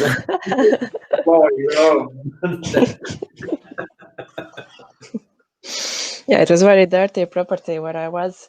All dusts on the floor, rubbish, super dirty dishes. Oh my God. And they asked me to remove my shoes. So I threw my socks out in the bin that day. Because the floor also was like sticky a bit. Oh my God. Yeah, some of the properties are not very nice, and you just shoot it as it is because you are not a cleaner there as well, you know. Yeah. So this is another option. I mean, you have to understand what is reasonably to move and what is just too much, you know. And we have some guidelines as well. And we always, if we have the situation, sometimes agents they don't know how the property is because they haven't been. They just advise us to go. We are the ones who provide the images. They sell it, and they haven't even been there. Or they give us a key, and then we go there, and then we just take pictures with phones, send an email, say, look, this is what it is. Would you want to have these images? And then they say, oh no, just cancel it. Yeah. In this case, we charge cancellation fee because we arrive at the property. I mean, it's I understand this. Not everything is somebody's fault. They just didn't know because they haven't been there, and whoever was the tenant, they advised them. But sometimes tenants have bad relationships, and they just, you know, I just leave it, or just sometimes people just don't want to do it. So it also, and you know, also if you go with private landlords, most of the time they want to, you know, look after the property. They want to present it at the best because, you know, they want to sell it for more. Yeah, and that's what it is. Lockheed, are you here? Can you unmute yourself, share some experience? I know you have done some property visits and you do also EPCs, or you're just listening how we are sharing the stories. All right, we're just gonna move on. So Now, what I wanted to ask, maybe you have any specific questions, anybody of you, just feel free, just unmute yourself and shoot those questions with me, whether it's clients, whether it's virtual tours, whether it's photography, whether it's something else. I'm here to actually help you and give some insight. Yeah? Yeah, you have to unmute yourself, Jolene. No, we don't hear you. You have to unmute yourself. Jocelyn, that's the correct name. I hope I pronounce it correctly. My full name also is not Peter. My full name is Peteris, but I just make it easy, Peter, because otherwise people cannot pronounce it. Right, sorry about that. Right, I wanted to ask about floor plans. Yeah. I've been using this app, Magic Plan, but it's not the best. So I just want to see what are people using? Like, are you physically drawing each floor plan yourself by hand? We do hand sketches, yeah. I don't have at the moment here around hand sketches. I have. I can show. Can you share it? Yeah, maybe really can share it. I'm just gonna pick a random. All right. Do you see me? No, not yet. If you move the mouse down and then, okay, yeah, we can see it. I don't see myself, so I don't know if you see. Yeah, we can see it, yeah, I found myself. Do you see this one? Yes, yes. Yeah. Oh, God. Yeah. Nobody uses an app where you can just kind of measure the rooms and it makes a floor plan for you. There's got to be an easier way for you. There is apps, yeah. There is apps. So I will say it depends of what you decide to deliver to your clients and how you decide to work.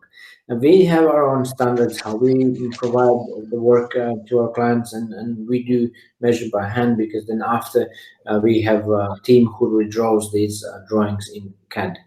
Mm-hmm. So what happens is I do find myself easier to sketch it on a paper, because pen and paper is easy. Sketch, eraser, delete, sketch. If I have to use app, now you have to find a door, then you have to put it and put it to location. I just put 2 lines and it's my door. Yeah, and I go to next, because that's what I do. I just go pop, sketch, write those notes, make that plan up, and it's good. And the amount of detail I can do in this amount of time is more than doing by app. Okay. At least I found it, and I have had now a conversation with one company which is doing hundreds of thousands of floor plans a day, but they focuses on USA, but now they want to promote this app in UK. So I said it would not work for us, because they want to charge something £23 per floor plan withdrawal or something like that. And I said, but it will take me a lot of time, and also I rather pay somebody for redrawing that plan and sketching, because for me sketching is faster on the paper than actually put everything manually there. Yeah. Okay. So either you pay to the app or you pay to somebody to do it. If you don't want to do floor plans yourself, you can send to us and we can edit for you. We have team that are going to do it. Also, if you want to do the same with pictures, we can edit the images as well. If you find yourself you don't have time for it, we can then come up with a pricing. We can do it, because we do it for ourselves. Our photographers and floor planners are not required to draw the plans and edit the images. They just collect the data, send it to us, and that's it. That's how we work. That's how we can work faster. Because can you imagine if you'd have to at the beginning, how I done it? I was doing property photography in a day, and then in evening till night I was editing, and then in the morning I was doing property photography, and then until the night I was editing. And I found myself, it's killing me. Yeah, so I even begged to one of my friends. I said, oh, please come work with us. Yeah. And then I understand it's not good. I rather pay somebody to do it, and I just actually go and visit the properties, because you cannot the information from the properties cannot come to you, but the person who edits, it doesn't matter where he is at the computer, but you are doing it to somebody else is doing it. Anybody can do it. We are all photographers here. You can share this information to somebody else. Maybe there's some mom who's sitting at home and she's with a kid and she just needs extra income, so you can share, and that's it. You can focus on doing more. That is if you are doing the amount of work. Of course, if you do one job a day, you can do the job and you can edit, no problem. It's no point to waste money and spend to somebody, unless if you just don't want to do it, then that's fine. But in terms of floor plans, we do sketch them. Yes, there is apps. Metropix is commonly used by state agents. If you want to write down that name, we used to use a Smart Draw. I did like the Smart Draw before. You could buy the software and you don't need to pay any memberships. Now it's also membership based. Everything goes membership based now. I found easy Smart Draw, and then it really depends on what other softwares you see and the pricing and how easy it is. But the amount of details that we provide, you have to find out what you want to measure, because we measure gross internal floor area, and gross internal floor area excludes particular areas which are also below 1.5 meters in height.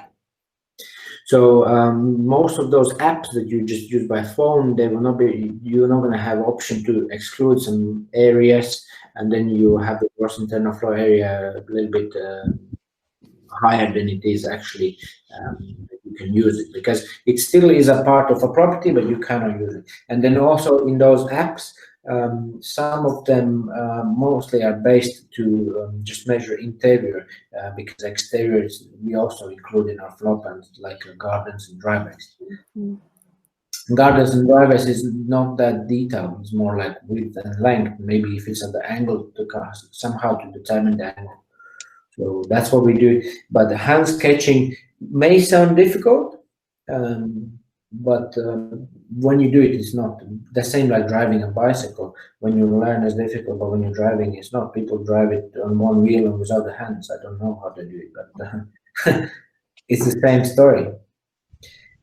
Maybe Jess can share some experience. He had experience with floor plans. What was the longest time you spent on doing floor plan? The whole day. So basically from 9 o'clock in the morning till 6 p.m.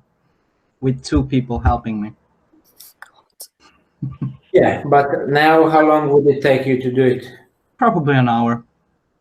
Yeah. So this is how it is when you have a hand and you know what you do. The biggest thing is when you don't know how to do it. That's why what we have done for ourselves, we have trained all the people, and we now we have created these manuals where we try to explain more. That's why also I have done this workshop, and also that's why when we start to work with anybody, we try to explain as much as possible, and then we actually go with that person to a property, because it's easier to learn when there's somebody physically next to you and actually helping you out on the spot, because you can ask the questions, everything. It's a little bit easier, and this way we can make sure that the person can do a good job and nothing is missing. When with the apps, I think it will going to be at the beginning in trial and error, when the client will also ask you to come back and revisit and ask questions why something is missing or wrong. I used to have a notebook in the size of maybe my phone. Yeah. If I will remember, maybe to the next meeting, I can take it with me, where I was doing literally 3-bedroom house on like a small notebook. Yeah. But there was mistakes. And estate agents, what they do, they use them for sales purposes. And if something is wrong, they do not know, they're not going to check it. But then somebody who buys the property, they'll say, oh, look, there's 10 square meters less. And then they may come back and say, oh, why is this and why is this? And if you don't know, then you'll not be able to answer, and you'll need to do the revisits and the rest of the things. But that's why on floor plans always is important to write down this for illustrative purposes, because this is just a marketing material. It's not measured house survey, or it's not like we are not chartered surveyors of drawing the plans. So if they need specific information, they have to go to specialists, and then the price, of course, can be 3-4 times higher than what we charge. So that needs to be made clear to the clients, and then we draw it, and it's easy. It's just they getting the head around it, but it's down to the person, because I had one guy who used to work with us before he started to travel around the world, and so he learned super easy, but photography was very difficult for him. So it really depends what kind of side is more developed, the artistic side of the pictures or more technical of the drawings. But everything can be learned, so that's in the program. Thank you. Any other questions? Yeah, I had a question for you, actually. I was wondering what your most popular package was. The most popular package, I can tell you. The most popular package is photos and floor plan. Most. Second, in sales wise, would be photos only. Yeah. So we have photos floor plans, we have photos floor plans EPCs, we have 3D virtual tours, we have lease plans, we have floor plans on its own, we have HMO floor plans, and I think that's about it. Yeah. And photos and floor plan would be, because you asked about the packages. If it's a single product, then it's of course photography. But then we also do photo sessions. But photo sessions we don't package it. Photo session is one job, and then they have to book the floor plan additionally if they want. Because it's the photo session takes time, so we have to allocate that time. And photos and floor plan, when we package it, and photos on its own, sometimes it may take just a half an hour, and maybe the floor plan may be easy, so it may take another half an hour just to do it. So, but in general, I remember at the beginning when I started to do it, I really enjoyed more doing floor plans than photography, because with photography I had these reflections and these and the items around, and I found it difficult. And when there was like floor plan only job, I was like, yes, I'm happy. But now I don't feel like this anymore. Okay, thank you. Yeah. So, I mean, what's your sense in the way that the market is developing? What do you think the next 2-3 years are going to look like in this space? Okay, it's a very good question, and I think you have actually went one step ahead, because this is what it is. 3D virtual tours are going to be more and more popular now. We have now found ourselves that we do virtual tours every day. When we started to work, we even had like one comment. They said we need 8 virtual tours in a day. So what happens is this will develop, because like what we do now, we do online meeting, yeah, and we most of the times I would never come up with an idea to do online meeting. I would just do Meetup and say, oh, let's go to a bar for a pint, yeah. But then there may be a situation where David says, oh, I have family, I have kids, I'm busy, too much of travel, how am I going to come? So by online we can achieve more. By online we can do more. By online we save time. And now, because of this coronavirus, people have used to the Zoom meetings now, Google Meet, Zoom meetings, call it how you want. And because the government has encouraged specifically 3D virtual tours, what happens is we also have had a demand on 3D virtual tours, and I even have made a material specifically on 3D virtual tours, because so many people ask about them that is no point for me to type again and type again. I just create the material and say, here will be more information. If you have any other questions, please ask. But this way, you just try to give them all the insight. And it saves time in repeating yourself, because once you create this material, you kind of formalize yourself what you're going to do and how it's going to look like. And also for clients, it just answers some of the questions, so you save time.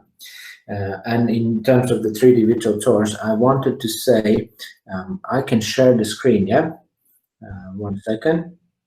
I will show you the difference. I'm not sure what is the quality for your screen when you look at this presentation, because it may depend from the connection you have, but whether you will see the difference or not. So do you see the screen? It just now your presentation is starting. You see the screen? Yep. Okay, so this is what I have created. What is 3D Virtual Source? Now here, what is the difference between the photo camera and, okay, I don't have here the multi-port and 360 comparison, but let me show you this comparison between the quality of HDR images from the tour. I actually want to open this in two windows separately, so you can see side by side.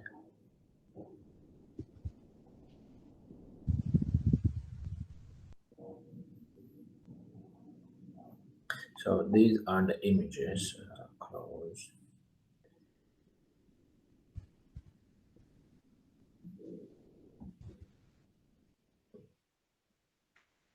These images are done with photo camera, camera images, and then I will open up these, which are done from multi-port camera, which is the HDR images that comes with them. So you'll see the quality difference.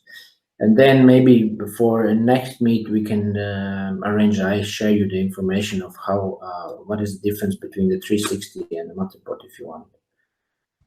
But I didn't prepare for this meeting, and that's why I said, if you have any questions, just ask before, so otherwise I have to look for all these things here.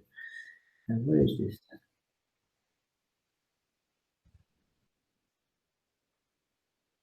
And where's the other one? Okay.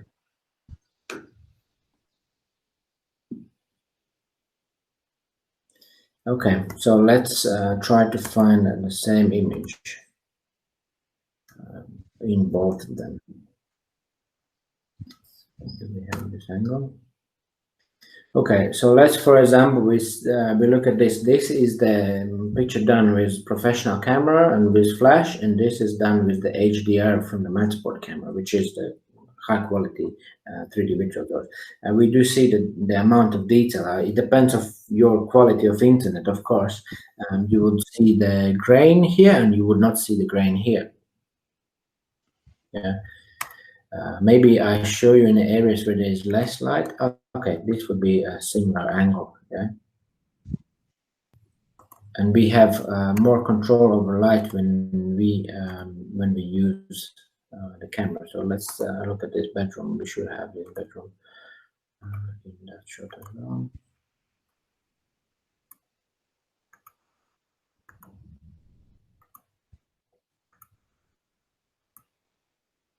Okay, now we have this similar angle.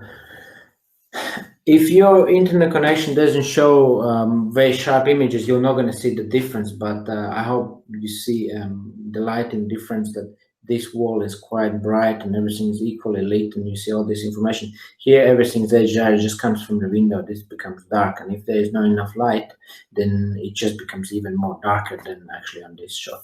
So here's about how clear the images you can see. And what is the output of it. And 360 from Insta would be even lower than this, but I can make a comparison after if you want.